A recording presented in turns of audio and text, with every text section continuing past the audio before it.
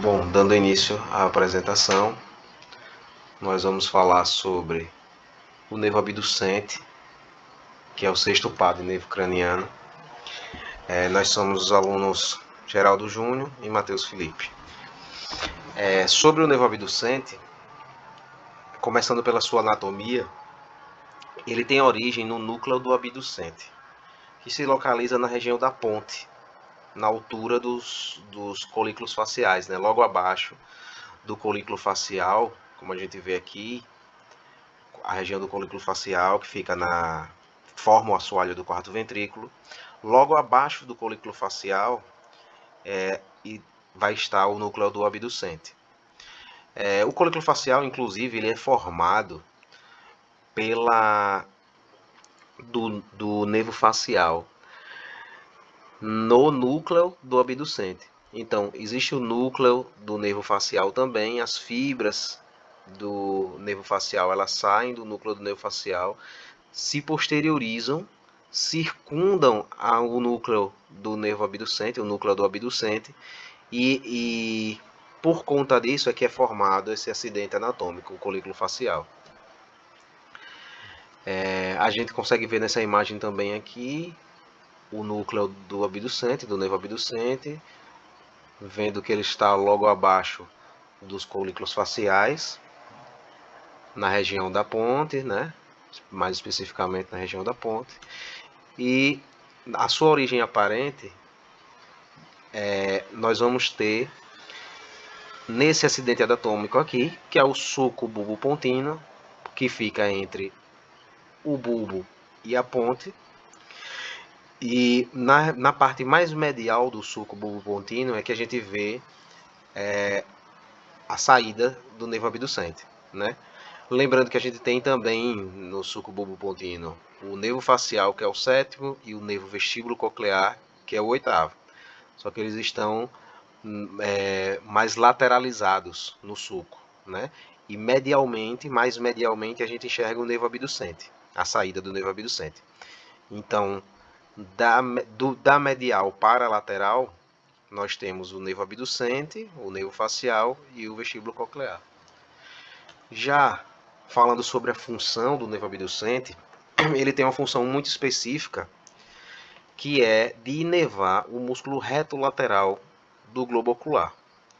O que acontece?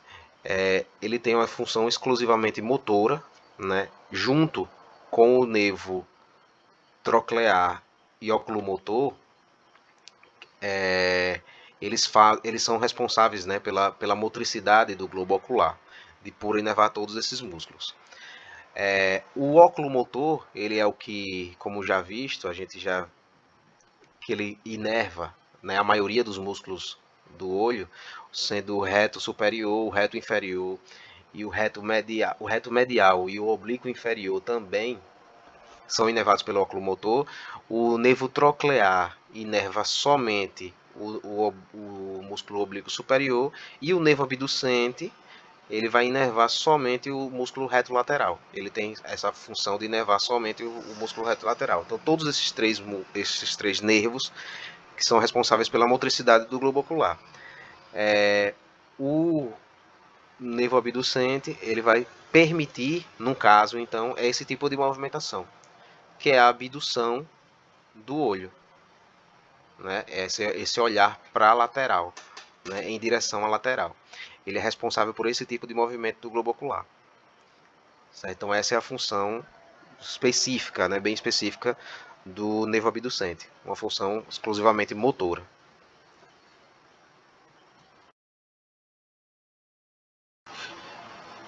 Então, dando continuidade à apresentação do nervo abducente, vamos falar um pouco agora sobre o seu trajeto.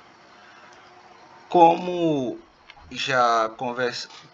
como já se conversou previamente, a emergência do nervo abducente vai acontecer num acidente localizado entre a ponte e o bulbo do tronco encefálico, que é justamente o sulco bulbopontino.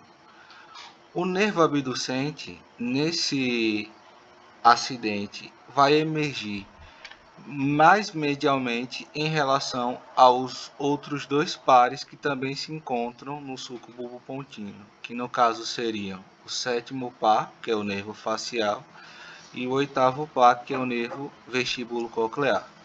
Então, fazendo o seu trajeto, logo após que o nervo abducente emerge do sulco bulbopontino, esse nervo ele vai se anteriorizar até um acidente localizado no osso esfenoide, que são os seios cavernosos.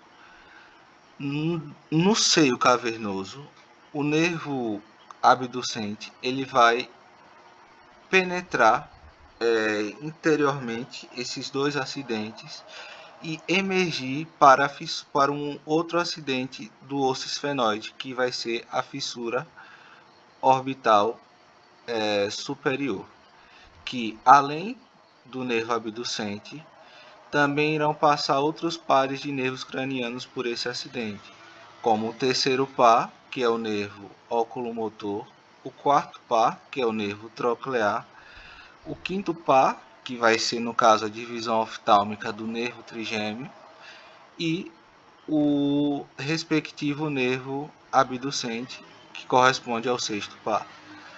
Ao passar pela fissura orbital superior, o nervo abducente irá se fixar, adentrar no ângulo de Zinck, que é uma zona de inserção de todos os músculos extrínsecos do globo ocular, dentre eles o músculo reto lateral, que vai ser justamente o músculo que será inervado pelo nervo abducente. Então, repetindo novamente todo o seu trajeto, o nervo abducente ele vai emergir, né, do sulco bulbopontino, em direção ao osso esfenoide, mais especificamente nos dois acidentes que são os seios laterais, né, que são os seios cavernosos. Passando dos seios cavernosos, o nervo abducente irá adentrar na fissura orbital superior, se encontrando mais anteriormente ao ânulo de Zinck, onde ele inervará o músculo reto lateral. Que foi? Claro. Então, como podemos ver em outra vista, né, numa vista lateral, a trajetória do nervo abducente começa, né, no núcleo do abducente, se anterioriza para o sulco bulbopontino e lá ele vai emergir em direção ao osso esfenoide, mais especificamente de início no clivo, né, que é um acidente que corresponde a uma zona bastante sensível para esse nervo, já que clinicamente é uma zona que é bem recorrente casos de hipertensão intracraniana e algumas tumorações que podem causar que podem decorrer, na verdade, no comprometimento desse nervo, né, causando danos ao nervo e a sua função.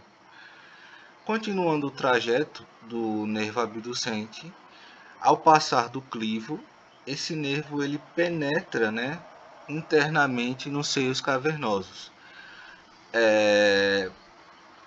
E logo em seguida, atravessando a fissura orbital superior, vai se encontrar ao ânulo de Zinck, que é justamente a zona de inserção, né, de todos os músculos extrínsecos do olho, inclusive o músculo alvo do nervo abducente, né, que é o reto lateral, onde ele vai se enervar.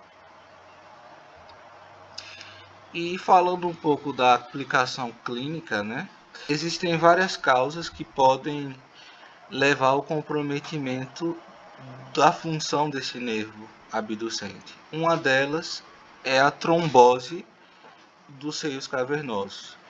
Lembrando que os seios cavernosos correspondem ao acidente, né, onde o nervo abducente irá penetrar. Lembrando também que os seios cavernosos estão próximos ali à cela túrcica, né? A cela túrcica ela está no meio, mais medialmente, e enquanto os seios cavernosos estão mais lateralmente.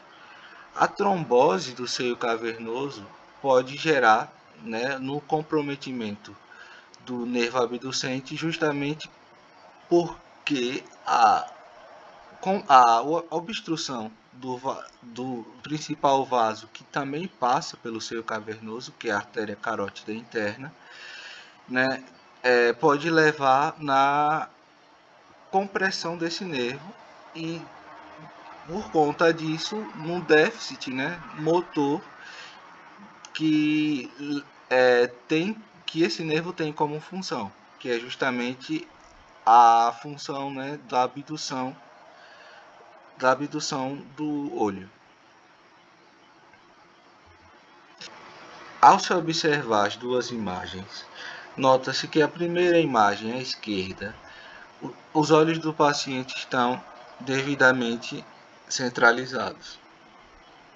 Porém, na segunda imagem, durante o momento do exame, onde o médico pede para o paciente acompanhar o dedo ou um objeto da direita para a esquerda, o paciente só aciona somente o músculo reto medial, que vai ser inervado pelo nervo oculomotor. No entanto, o olho contralateral não aciona o músculo reto lateral, o que justifica o dano, né, à função desse músculo e a falha, né, da execução do movimento devido ao comprometimento do nervo abducente. Esse sinal clínico ele é bastante aparente em casos tanto de trombose, né, do seio cavernoso, como casos também de hipertensão intracraniana, né, sendo um exame indicador para detectar esses possíveis esses possíveis comprometimentos do nervo correspondente. E aqui estão as referências. Vixe, isso aqui